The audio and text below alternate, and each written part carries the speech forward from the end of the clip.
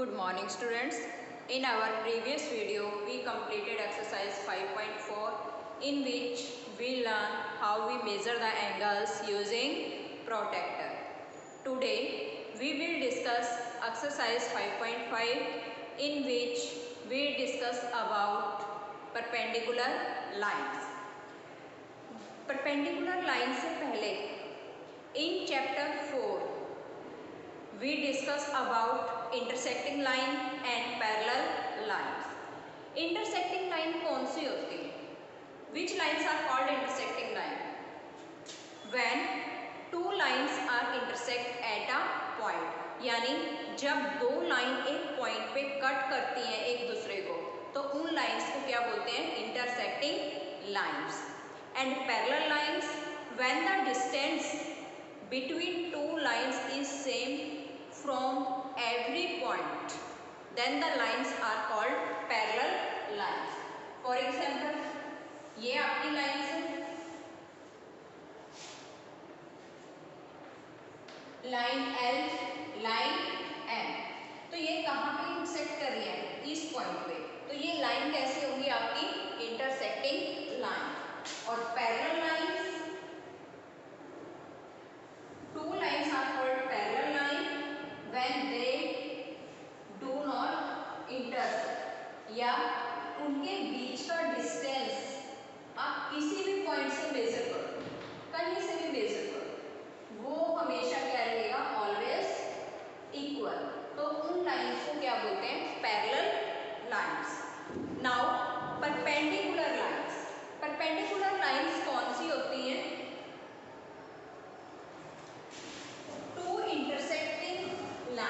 यानी लाइन आपकी क्या करनी चाहिए?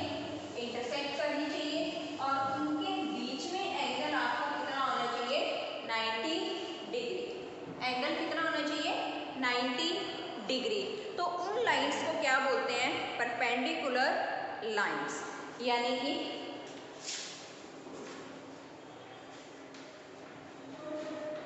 Perpendicular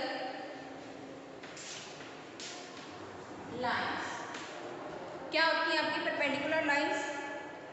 when two lines intersect. दो लाइन आपकी क्या करनी चाहिए? इंटरसेक्ट करनी चाहिए. And the angle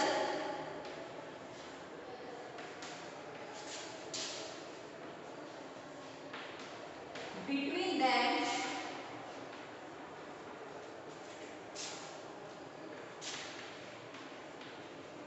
is 90 degree. या 90 डिग्री की जगह 90 डिग्री एंगल को हम क्या बोलते हैं? Right angle. तो यहाँ पे आपका राइट एंगल भी हो सकता है. ठीक है, राइट एंगल भी आप राइट कर सकते हो या 90 डिग्री भी आप राइट कर सकते हो.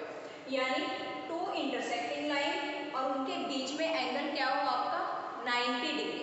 90 डिग्री का एंगल जब आप बनाते हो, ड्रॉ करते हो, तो वो कैसा रहता है? ऐसा है ना, इस तरह से कुछ रहता है हमारा. यानी जो दोनों रे है वो क्या रहेगी? एक दूसरे के बिल्कुल परपेंडिकुलर होती है, सीधी रहती है ना. जैसे आपका एल अल्फाबेट में एल लेटर है, एल को आप कैसे राइट करते हो? ऐसे राइट करते हो. जैसे कि आपका बुक है ना, ये आपकी बुक है. एक एस ये है इसका, एक साइड ये है, ये कौन सी साइड है इसकी? Adjacent side. और ये दोनों क्या है? एक दूसरे के बिल्कुल परपेंडिकुलर है ना. तो यानी ये एंगल क्या रहेगा आपका? 90 डिग्री. ये लाइन है, एक ये लाइन है आपकी, है ना. तो इन दोनों एडजेसेंट साइड के बीच में आपका एंगल क्या है? 90 डिग्री. तो यानी वो लाइन आपकी क्या होनी चाहिए? इंटरसेक्ट करनी चाहिए और उनके बीच का एंगल क्या होना चाहिए? 90 डिग्री. उन लाइंस को क्या बोलते हैं? Perpendicular lines. क्या बोलेंगे? Perpendicular lines. एक होता है आपका परपेंडिकुलर बाइसेक्टर.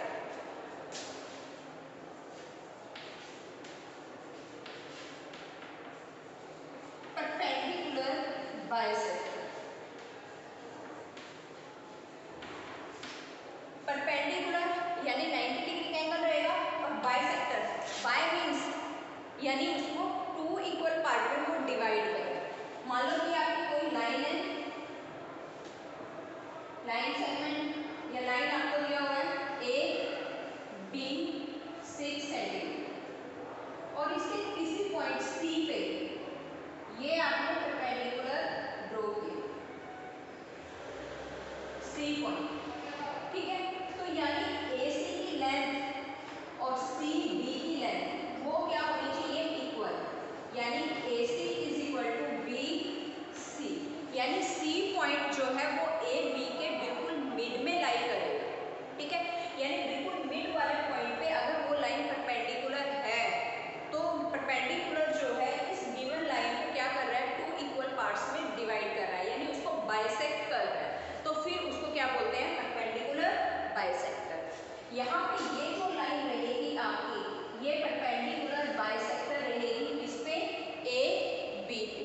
क्लियर?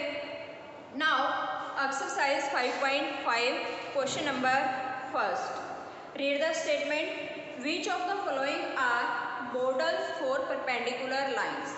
आपको यहाँ पे एग्जाम्पल्स दिए हुए हैं और इनमें से हमें बताना है कि इसके कौन सी लाइन आपकी यहाँ पे परपेंडिकुलर रहेगी मॉडल उसका और कौन सा नहीं.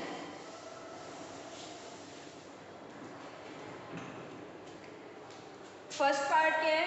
The adjacent edges of a table top.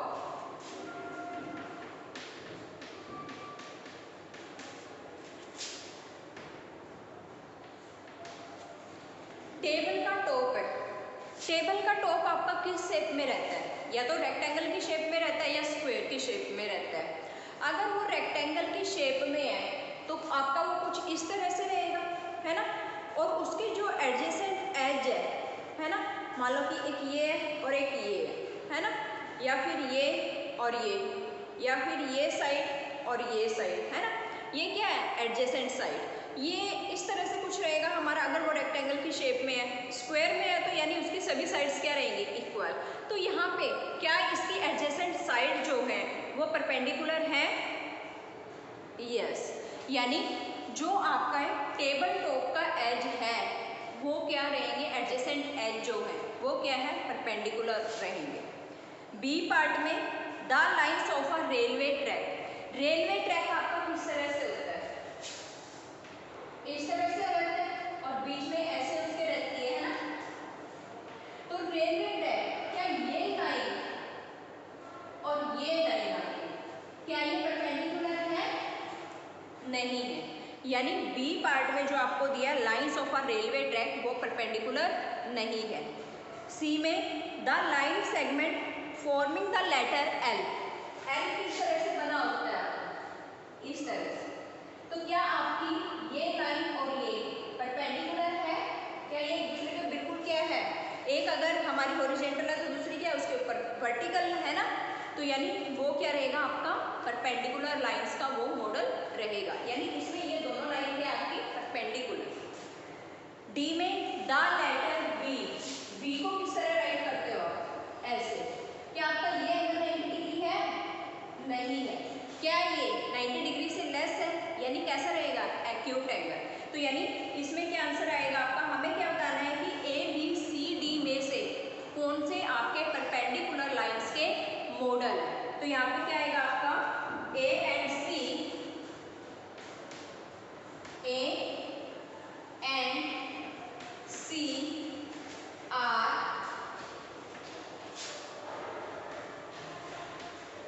models of perpendicular lines. ये आपका आंसर है. Clear? Now question number 2. Let P Q be the perpendicular to the line segment X Y.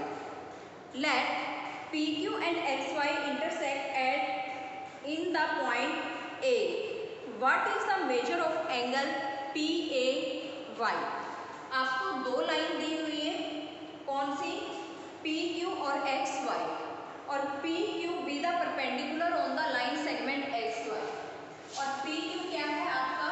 Perpendicular है किसपे? XY पे.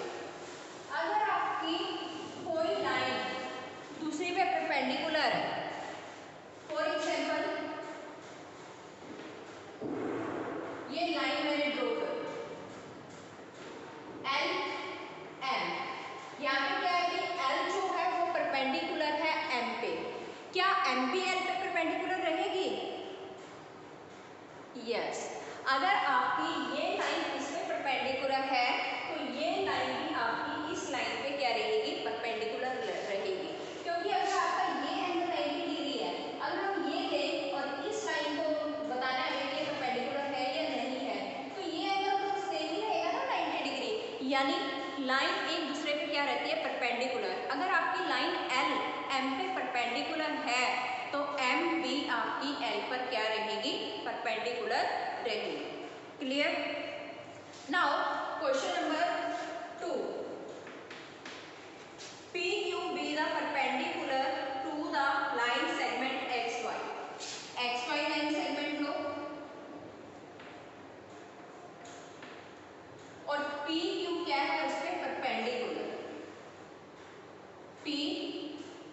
Q. Let PQ and XY intersect in the point A. यानी जहां पे ये intersect कर रही है वो क्या है आपका पॉइंट A. अब परपेंडिकुलर अगर आपकी लाइंस है तो उनके बीच में एंगल कितने डिग्री का होता है? 90 डिग्री. हमें क्या बताना है? Measure of the angle PAY. Measure of angle PAY. अब मुझे यहाँ पे बताओ इस फिगर में PAY कौन सा एंगल रहेगा आपका? PAY यानी ये वाला एंगल. और जब लाइंस परपेंडिकुलर है तो उनके बीच में एंगल कितना होता है? 90 डिग्री. तो इसलिए इस एंगल की आपकी मेजर क्या आ जाएगी? 90 डिग्री. और फिगर भी आप इस क्वेश्चन में ड्रॉ करोगे. Clear? Now read the statement of question number 3. There are two set squares in your box. What are the measure of the angle that are formed at their corners? Do they have any angle measure that is common? आपकी geometry box में दो triangle की shape में होते हैं, है ना? उनको क्या बोलते हैं? Set square box. उनके बीच में जो एंगल होते हैं आपके वो क्या होते हैं?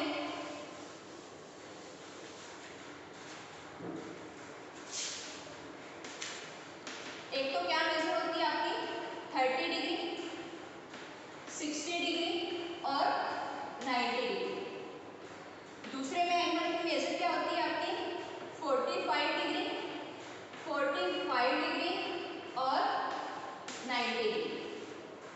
चेक करना ज्योमेट्री बॉक्स में जो आपकी ट्रायंगल की शेप में है और उनके बीच में एंगल देखना, मेजर करना. एक में मिलेंगे आपको 30 डिग्री, 60 डिग्री और 90 degree.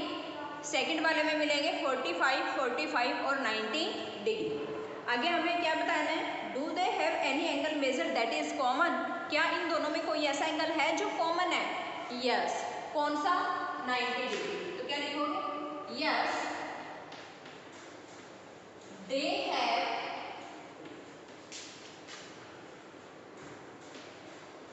Common measure of 90 degree. यानी उनमें कॉमन मेजर क्या है आपकी एंगल की? 90 degree. Now question number 4. Study the diagram. The line L is perpendicular to line M. A part में क्या दिया है? Is CE equal to AG. B में does PE bisect CG. Identify any two line segment for which PE is the perpendicular bisector. और D part में दिया है are these true. सबसे पहले इसकी फिगर ड्रॉ करोगे.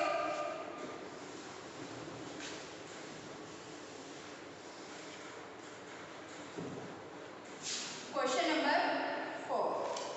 फिगर क्या गिवन है हमें? Line L. मार्क यहाँ पे 0 8 तक है. 1 2 3 4 5 6 7 और ये 8. आप इसको स्केल से ड्रॉ करोगे और 1-1 सेंटीमीटर के गैप पे मार्क करते जाओ. अब जो आपका पॉइंट 5 है ये यहाँ पे A point, B, C, D और ये E, G, F, G, H. और यहाँ पे आपकी एक लाइन दी हुई है परपेंडिकुलर पॉइंट P और ये लाइन क्या है आपकी M. A पार्ट में क्या दिया हुआ है? H CE equal to EG. CE distance निकालो सी ई का कितना है। सी पे क्या पॉइंट है 3, ई पे क्या है 5, 5 माइनस 3 2, तो यानी सी ई कितना आया आपका 2। या फिर आप ऐसे भी कैलकुलेट कर सकते हो 1 और 1 ये 2। क्लियर। और ई जी फाइंड आउट करो। ई जी, ई पे आपका कौन सा पॉइंट है 5, जी पे 7, 7 माइनस 5 2, तो क्या आपका सी ई इक्वल ई जी है। यस, तो क्या लिखोगे आप yes C E equal to E G, ये आपका आंसर आ जाएगा। Now B part, does P E bisect C G. Does P E bisect C G, यानी जो पी ई है क्या वो सी जी को बाइसेक्ट करता है। बाइसेक्ट का मतलब क्या है 2 इक्वल पार्ट्स में डिवाइड करना।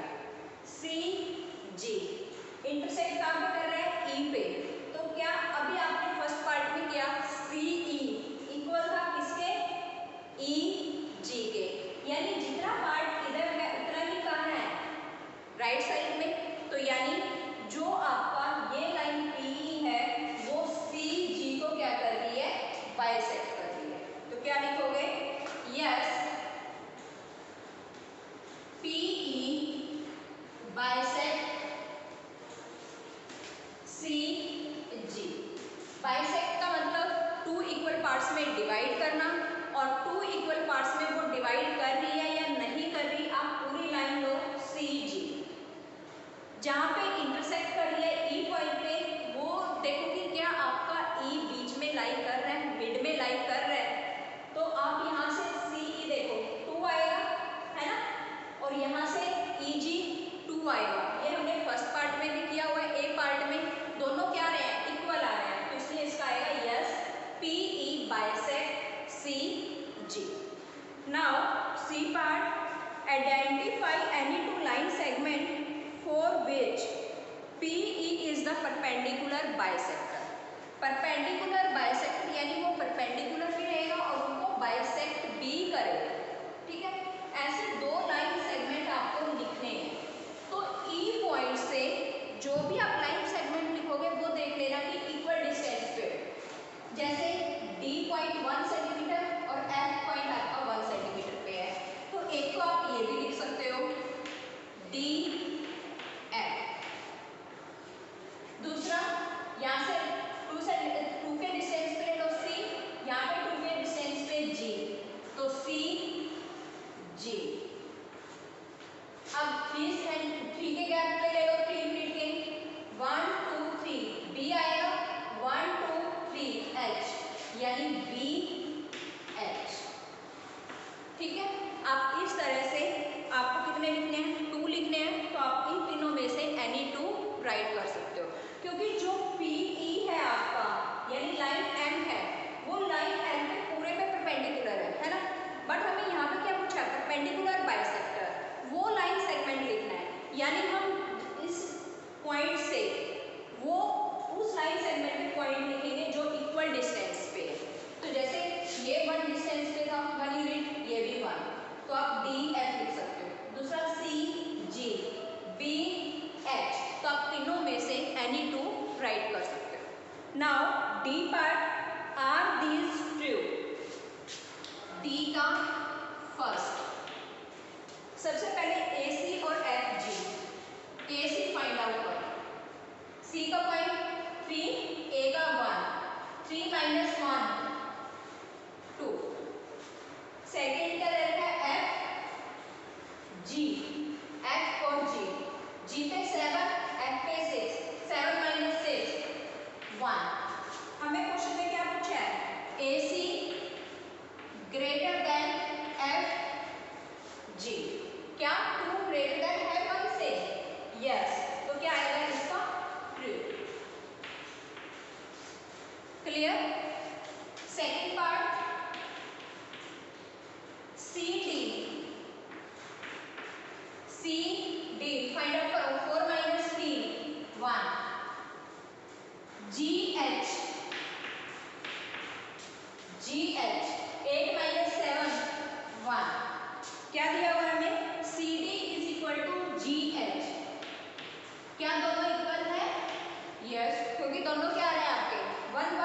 तो ये भी क्या आ जाएगा आपका true. Now third part BC, BC find out करो। BC 3 minus 2 1, EH 8 minus 5 3। Given क्या है हमें? BC less than EH। BC की वैल्यू क्या है 1, EH की वैल्यू क्या है 3। क्या 1 3 से लेस है? यस, तो इसलिए ये भी क्या आ जाएगा आपका true. Clear? Now exercise 5.5 completed. If you have any doubt, then you can ask me.